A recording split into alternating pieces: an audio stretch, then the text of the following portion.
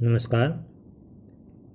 आरों में संकलित अध्याय मियाँ नसीरुद्दीन का बाकी बचा हुआ भाग हम पढ़ते हैं। जब लेखिका ने ये पूछा, क्या आपके बुजुर्गों ने शाही बावर्ची खाने में काम किया था, तो मियाँ ने उत्तर दिया कि बादशाह सलामत की आज्ञा पर ही पकवान बनाए जाते थे। यानी कि हमने पढ़ लिया था कि मियाँ नसीरुद्दीन लेखिका को बताते हैं कि बादशाह सलामत ने जब कहा था कोई ऐसी चीज़ बनाओ जो न आग से पके और न पानी से, तो हमारे बुज़ुर्गों ने वो चीज़ बनाई थी। और उससे आगे लेखिका जो मियाँ से पूछती है कि कौन से शाही बावर्ची खाने में काम किया था, तो मियाँ ने उत्तर देते हैं कि बादशाह सलामत की आज्ञा पर ही पकवान बनाए जाते थे। जब लेखिका ने ये पूछा कि किस बादशाह के यहाँ उनके बुजुर्ग काम करते थे, तो मियाँ खींच उठे। अर्थात जब लेखिका ये पूछ लेती कि उस बादशाह का नाम बताओ, भाई कौन से बादशाह के पास आपके बुजुर्ग काम करते थे, तो मियाँ नसीरुद्दीन जो है खींच उठते हैं और कहते हैं, फिर कह दिया कि जहाँ पनाह बादशाह सलामत के यहाँ। नाम नहीं बताते, कहते भाई जहाँ पनाह बादशाह सलामत के यहाँ, क्योंकि चिढ़के हुए कहते हैं। तो लेखिका ने सोचा कि शायद उनके बुजुर्ग बहादुर शाह जफर के यहाँ काम करते होंगे। ये सुनकर मियाँ नाराज़ होकर कहने लगे, क्या आपने बादशाह के यहाँ चिट्ठा रुका भेजना है। यानी कि जब वो सोचती है कि क्या बादशाह जफर के यहाँ काम किया था, तो मियाँ नाराज़ हो जाते हैं और कहते हैं, भाई आपको नाम से क्या लेना, क्या आपको वहाँ कोई चिट्ठी विट्ठी भेजनी है क्या।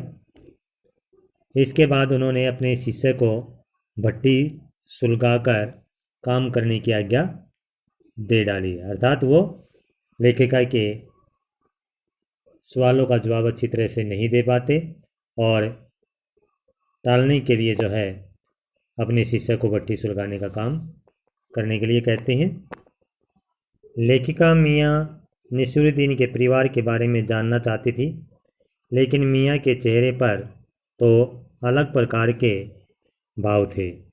इसलिए लेखिका ने भट्टी पर पकने वाली रोटियों के बारे में पूछा, क्योंकि लेखिका चाहती थी कि उसके परिवार के बारे में जानकारी प्राप्त करे, लेकिन उसके हाव भाव देखकर वह भट्टी पर पकने वाली रोटियों के बारे में ही पूछती है। मियाँ ने उत्तर दिया कि उसके यहाँ बाकरखानी, शीरमाल, ताफ्तान, बेसनी, खमीरी, रुमाली,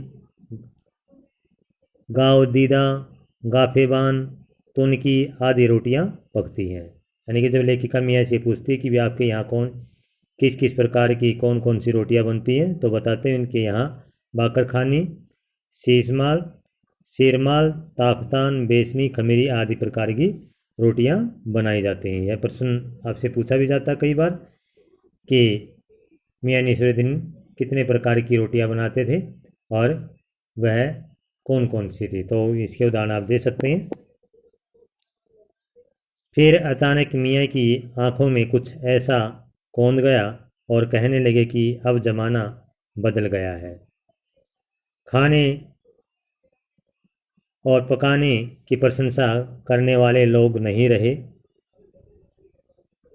अब तो बस तंदूर से रोटी निगलते हैं तथा हजम होती है। हम मियाँ जो है थोड़ी सी अपनी पुरानी यादों में खो जाते हैं और सोचने लगते हैं कि अब ज़माना बदल गया है। अब न तो वो पकाने वाले रहे, न वो खाने वाले रहे, और न ही उस खाने की प्रशंसा करने वाले लोग रहे। बस अब तो तंदूर से रोटी निगलते हैं और हजम हो जाते हैं। तो इस तरह से लेखिका कृष्णा सोबती ने मियाँ नसीरुद्दीन का सब चित्र खींचा। तो इसके प्रश्नोत्तरों की छायाप्रति भी मैं आपको भेज दूंगा, जो आपने अपनी साफ उत्तर पुस्तिका में करने हैं।